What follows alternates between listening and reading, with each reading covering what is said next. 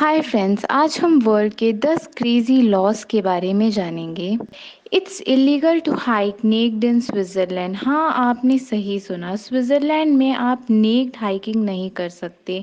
आप सोच रहे होंगे नेक्ड हाइकिंग कौन करता है यार, लेकिन कुछ दशक पहले स्विट्ज़रलैंड में नेक्ड हाइकिंग का अजीब सा चलन चल पड़ा था, जिसमें बहुत से यंग लड़के लड़कियां बिना कपड़ों के हाइकिंग करते थे, जिसके कारण वहाँ पे बहुत से लोग हाइकिंग करने कम और उन्हें देखने ज़्यादा आते थे।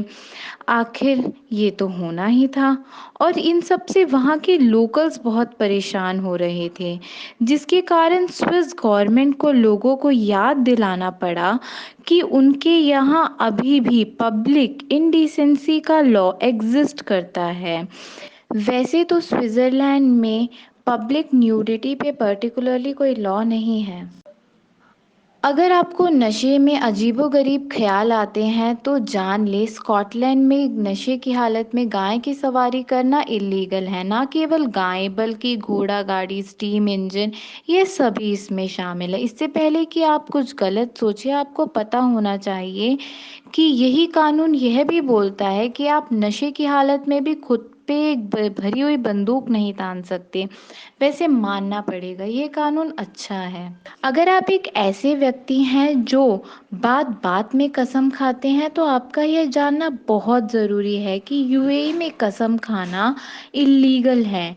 ना केवल कसम खाना बल्कि गाली देना, अश्लील इशारे और इमोजीज, ये सब यूएई में इलीगल है। बेसिकली वहाँ ये माना जाता है कि कसम खाना या शपथ लेना किसी व्यक्ति के सम्मान या शील का अपमान है।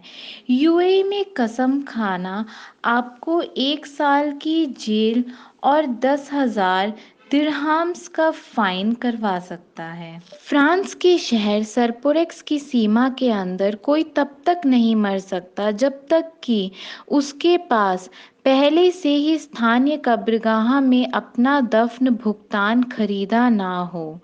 वहाँ की सरकार का ऐसा कानून बनाने के पीछे यह कारण था कि वहाँ के सारे कब्रगाह भर चुके हैं। आपको जान के हैरानी होगी कि चाइना में तिब्बती बौद्ध भिक्षुओं को मरने के बाद पुनर्जन्म की अनुमति नहीं है, जब तक कि उन्हें सरकार से परमिशन नहीं दी जाती है। लेकिन सोचने की बात तो यह है कि वो इस कानून को लागू कैसे करते होंगे। पुर्तगाल की ओशंस में पी करना इलीगल है। वहाँ की सरकार ने यह लॉ अपने बीचेस को क्लीन रखने और हेल्थ को सोच के बनाया है, लेकिन पता नहीं उन्हें ये कैसे पता चलता होगा कि किसने यूरिन किया है।